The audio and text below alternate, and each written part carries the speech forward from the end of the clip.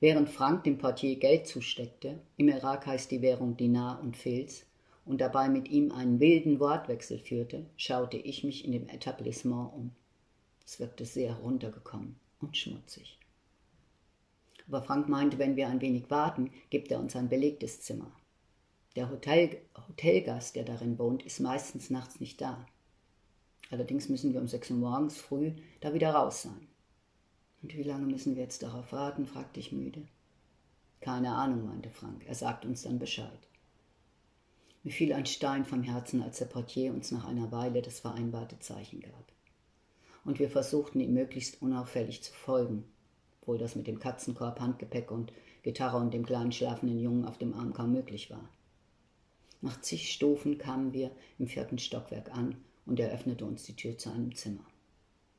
Der Raum war in der Tat bewohnt. Schmutzige Socken und Unterwäsche lagen überall auf dem Boden verteilt herum. An den derben Arbeitsschuhen, die neben dem Bett standen, war es offensichtlich, dass unser Vermieter eine männliche Person war. Die Bettwäsche sah nicht sonderlich einladend aus, aber ich war zu müde, um mich zu ekeln. Als ich die Überdecke hob, lagen Haare vom Kopf- und Schambereich auf dem Laken. Notdürftig versuchte ich, sie zu entfernen, und schließlich lagen wir dicht zusammengedrängt nebeneinander in dem schmalen Bett. Leo rollte sich am Fußende zusammen. Das Letzte, was ich wahrnahm, war der strenge Geruch der Schuhe des Zimmerbesitzers. Ich schlief wie ein Stein und brauchte eine Weile, um mich zu orientieren. Einen Moment lang wusste ich nicht, wo ich war, als der Portier uns in aller Frühe weckte und uns zu verstehen gab, dass wir uns beeilen sollten. »Jella, jella«, meinte er und schob uns aus dem Zimmer. »Was machen wir nun?« fragte ich Frank. Ich war wie gerädert und sehnte mich nach einer heißen Dusche. Außerdem hatte ich Hunger und Durst. Wir trinken erst einmal einen Chai und dann suche ich die deutsche Botschaft. Die wissen, wo das Stadtoffice der Firma ist. Und so war es dann auch.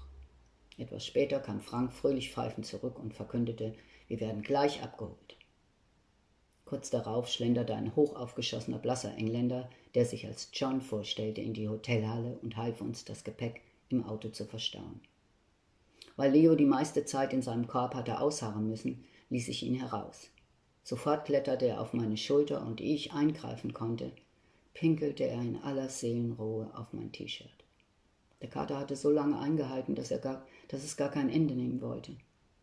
Der Urin floss wie ein Wasserfall an mir herunter. Und er goss sich auch auf die Sitze.